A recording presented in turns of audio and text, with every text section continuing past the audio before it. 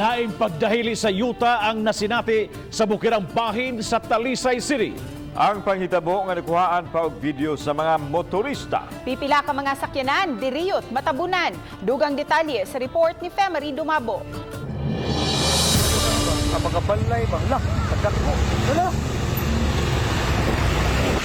Magalong, tingkog man yung Krisnong. Sa kuha nga video ni Honey Feng nga niagi sa lugar, makita nga dunay puti nga sakyanan nga nagpark sa gikordon na nga dapit. Apan nahuli kam gyud una ang inanay nga pagdahili sa yuta. Hangtod ang paspas nga pagkahulpa sa ibabaw nga bahin nga susamag nagbawod nga yuta. Laki pa sa naluka pa ang mga punuan sa kahoy diha sa bungtod. Makita sa video ang dali-dali nga pagpadagan sa mga motorista lakip na sa puti nga sakyanan aron makabiya sa dapit.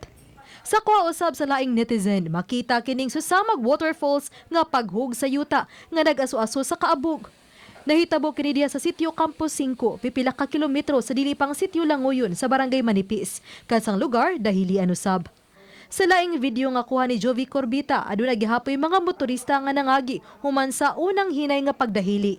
Mato ni Joy Tumulak, hepe sa City Toda, nga pasado alas 6 ganihang buntag, nakadawat sa sila sa report sa pagdahili sa dapit. Apan ang dako-dako nga pagdahili nahitabo pasado alas 8 ganihang buntag. Sa akong gabahin, during unya sa meeting, I strongly recommend nga i-total close yun ang maundahan.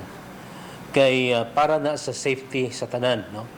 Kay ug atong makita ug nakita sa tong kauban kaganina, dili gid lalim ang iyang nakita sad nga mauto ang sitwasyon.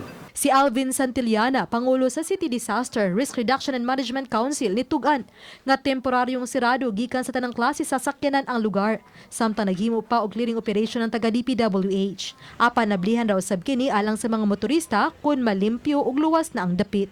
Muhangyo sila sa MGB7 aron masusi kung unsa kadelikado ang nidahiling dapit.